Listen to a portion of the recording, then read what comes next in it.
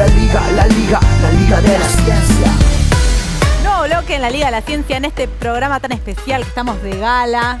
Los científicos y científicas no siempre tenemos el guardapolvo en el laboratorio. Hay que salir de esa idea del científico y científica encerrado en el laboratorio, viejo, hombre. También nos vestimos de gala porque tenemos un programazo. Basta de estigmatizar al científico y a la científica. Basta, total. Sí, tenemos un programa de lujo, tenemos invitados en el piso. Y hoy, en el bloque anterior, tuvimos a Daniela y a Jorge. Y ahora vamos a estar charlando con dos personas que queremos mucho, que también fueron protagonistas de esta pandemia, que comunicaron sus investigaciones y fue muy, muy útil escucharlos.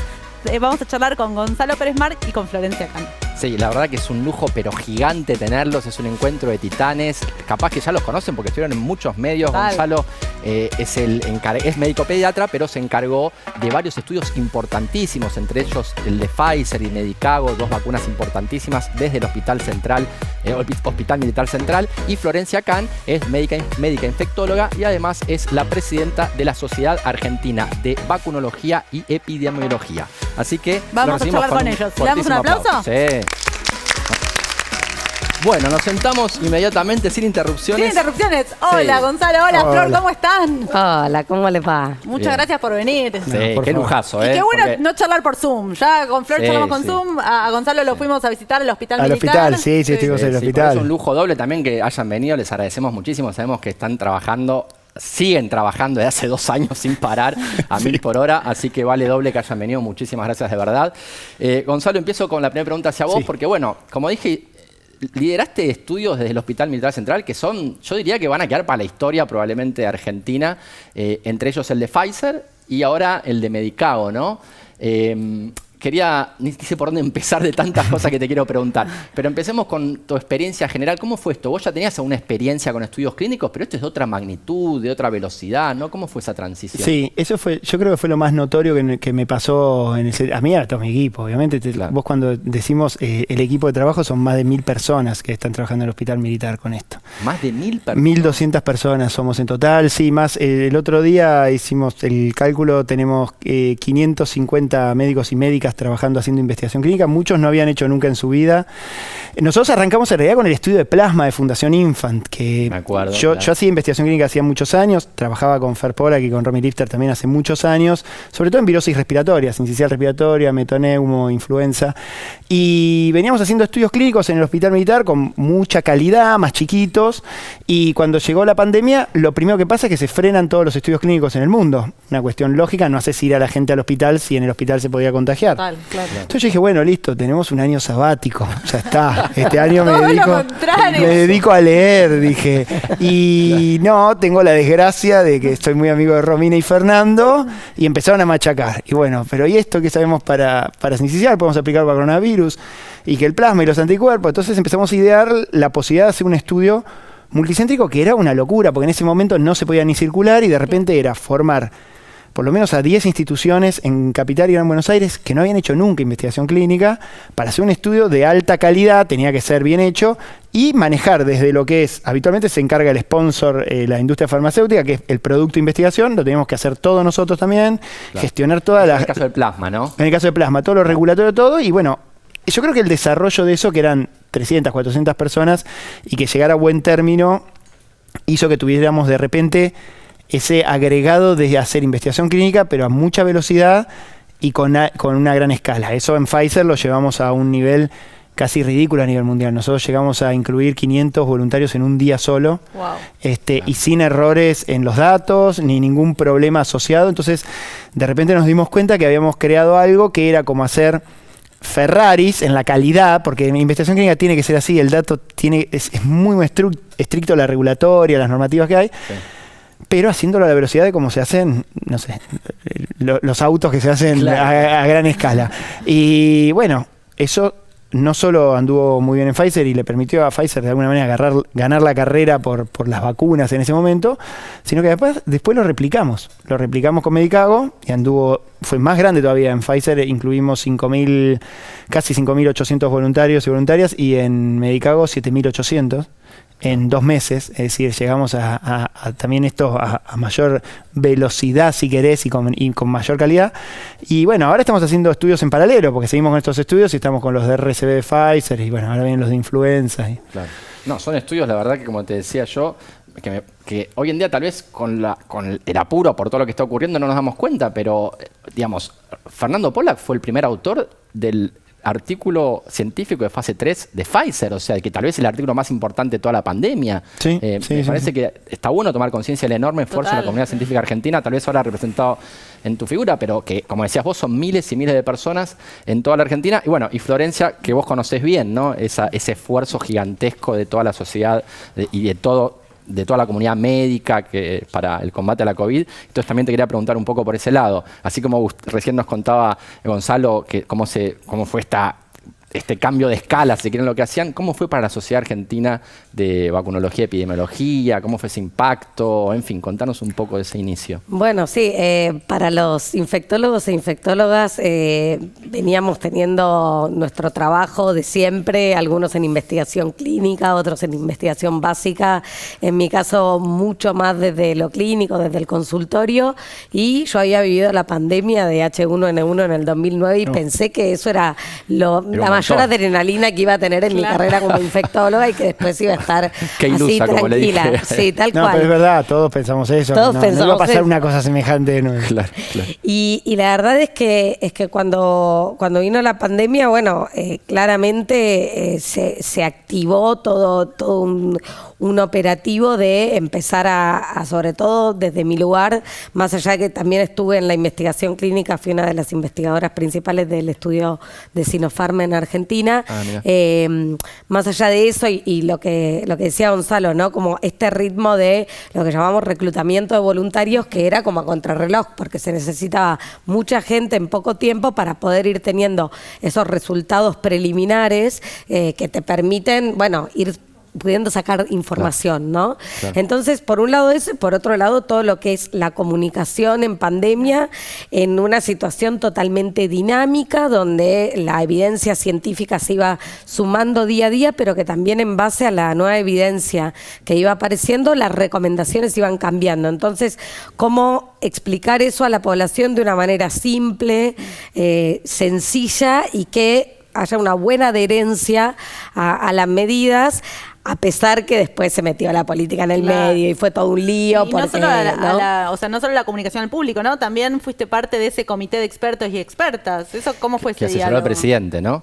Bueno, eso fue como, digamos, yo como presidenta de la SABE fui convocada, así como fueron convocados representantes de diferentes sociedades científicas y algunos expertos. Yo siempre digo, fueron convocados los expertos y los que representábamos a las sociedades científicas. Bueno, yo era de los que representaban a las sociedades científicas. Entonces, en realidad, nosotros lo que hacíamos era dar nuestro punto de vista, bien desde lo técnico, pero no éramos quienes tomábamos las decisiones, por suerte, porque la verdad es que era muy difícil muchos factores, tomar muchos factores, porque si vemos la pandemia como un tema meramente sanitario, epidemiológico, estamos muy confundidos, tienen muchísimas aristas y por eso es lo complejo de las decisiones y por eso vemos que, ya que nos gusta tanto, o a algunos les gusta tanto comparar a Argentina con el afuera, digo, nadie tiene la fórmula mágica, es muy difícil, es muy complejo, justamente por todo lo que significa desde lo psicológico, lo social, lo biológico, lo cultural y un montón de factores que influyen, y más en un país como Argentina con una situación económica muy difícil, ¿no? Claro. Está bueno algo que dijeron los dos, que yo siempre le digo a todos mis amigos, amigas que alguna vez tuvieran alguna duda con las vacunas. Los dos mencionaron la cantidad enorme de participantes de los ensayos, ¿no? Y que es inclusive mucho mayor, yo siempre digo, es más segura que muchas vacunas tradicionales porque participaron muchísimas más personas, ¿no? Fueron decenas de miles de participantes en muchos de los estudios, ¿no? Cosa que no era tradicional en los estudios con vacunas, tengo entendido. Lo que pasa es que la cantidad de voluntarios que vos necesitas en un estudio clínico depende también de la celeridad con la que necesiten los resultados, y si uno piensa que la eficacia de la vacuna se mide en base a, bueno, corto en 150 casos con COVID positivo y me fijo cuántos recibieron vacuna, cuántos recibieron placebo, y en base a eso calculo la eficacia, que la eficacia es un resultado del estudio clínico, no es de la vida real, digamos, es en el contexto del estudio clínico. Entonces, por supuesto que se necesitaba mucha gente en poco tiempo. Nosotros creo que hemos participado en otros estudios clínicos donde por ahí eran 80 voluntarios en un montón de tiempo, Los ¿no? estudios grandes eran 3.000, 5.000 personas. personas eso eran los durante grandes.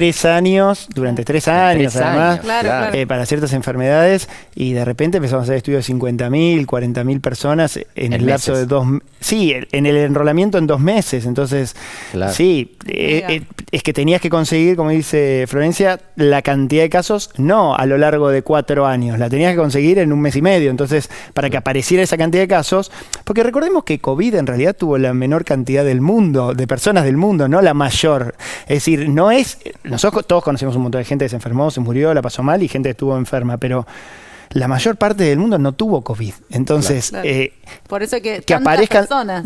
Exactamente, por eso necesitas tantas personas. Vos pensás que para vos enrolabas, poner 40.000, 30.000 personas y estos 150 casos aparecían con suerte ahí en los primeros meses, pero no es que aparecían todo el tiempo casos sintomáticos, además, como tiene que ser. Entonces, realmente tenías que juntar muchas personas, y para hacer eso y hacerlo bien, bueno, requerís cierto expertise, ¿no? Acá hubo como se apuntó a directamente probarlas en evitar los síntomas más leves, se empezó a hablar de esas eficacias, cuando en realidad de la que se debería hablar es de la que da para enfermedad grave o fallecimiento, porque en realidad, si mañana tenemos todo coronavirus y es un catarro, ya no pasa a ser un problema tan grave. Entonces, las eficacias de todas las vacunas que conocemos hasta ahora para formas graves de enfermedad están por arriba del 90%. Sí. O sea, si en realidad uno analizara como analizaba las vacunas antes para el coronavirus, para las enfermedades, para las formas graves de la enfermedad, y tiene que decir que están todos entre el 90 y el 100%. Claro, por eso ahí como que se desdobla lo que es la efectividad para prevenir formas sintomáticas de lo que es,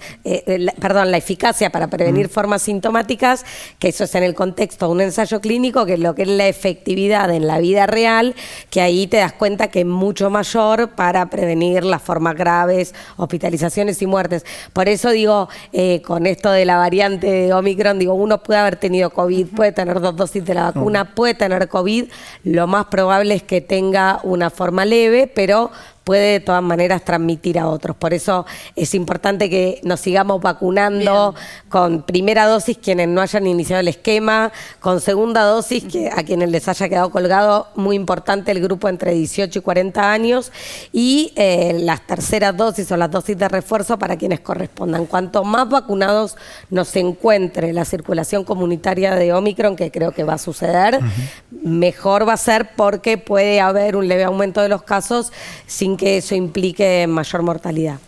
Excelente. Me quedo con ese mensaje. La verdad es que se notan más cancheros a la hora de comunicar, porque además creo que ponen bien en los énfasis, son muy claros hablando. Sí. Tuvimos ¿Hubo como un un curso entrenamiento? acelerado durante la pandemia, me parece. Sí, eso les quería preguntar también, porque y un poco vos lo mencionaste al principio de todo, pero hubo también un llamado, o ustedes lo sintieron también como una responsabilidad, ¿no? Todo el tema de la comunicación, porque yo lo veía a ellos que trabajaba, o a Gonzalo, que charlé bastante con él, con vos charlé menos, Flor, pero los veía trabajando 16 horas por día, y al final del día se hacían un tiempo para ir a la tele, para dar una entrevista, para explicar algo. Era parte también de lo que sintieron como una responsabilidad frente a esta catástrofe, ¿no? Sí, a mí me pasó eso exactamente. A mí me pasó que nosotros estábamos trabajando a full con el tema de plasma al principio, y no tenés tiempo, como decir, para nada. Pero hubo como un momento en donde se comunicaba, o sea, había mucha gente comunicando cualquier cosa. Entonces, a mí me empezó a generar preocupación, porque digo, además la gente se asustaba, se deprimía, se ponía mal. Claro. Y digo, muchos del ambiente de infectología, vacunología, investigación, nos conocemos todos. Vos veías de repente gente que salía a comunicar, que no tenía nada que ver con todo esto, y que decía cualquier cosa. A mí en un momento me pasó que cuando me llamaban al principio decía que no, después empecé a decir, bueno, sí, voy a transmitir por lo menos que no sabemos, porque a veces es decir eso, mirá, la verdad, de esto no se sabe, o sea, no te puedo decir que sí, pero tampoco te puedo decir que no. Ahora con Omicron pasó lo mismo, digo, ¿qué va a pasar? Sí, a veces hay incertidumbre y cosas que no se saben, pero es verdad que los espacios que uno deja, después no sabe por quién va a ser ocupado. Y así como antes de la pandemia me decían, ¿qué haces? Soy infectóloga. ¿Y qué hace un infectólogo? Ni sabían a qué nos dedicamos, y después pasamos a ser como la figurita difícil.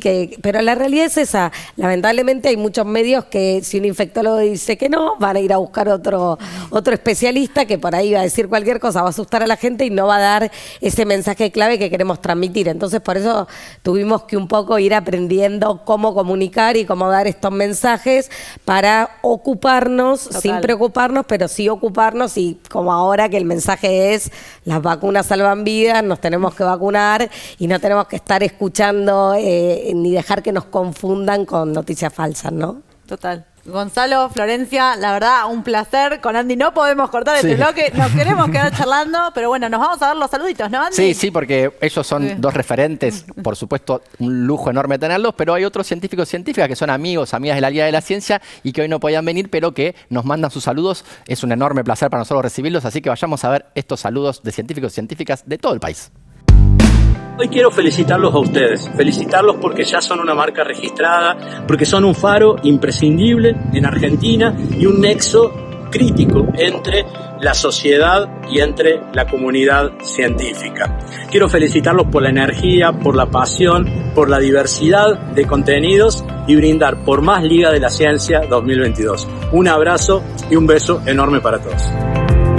Quería desearles lo mejor para el 2022. De este año 2021 rescato la solidaridad de muchas argentinas y argentinos en la lucha contra esta pandemia, especialmente del personal de salud.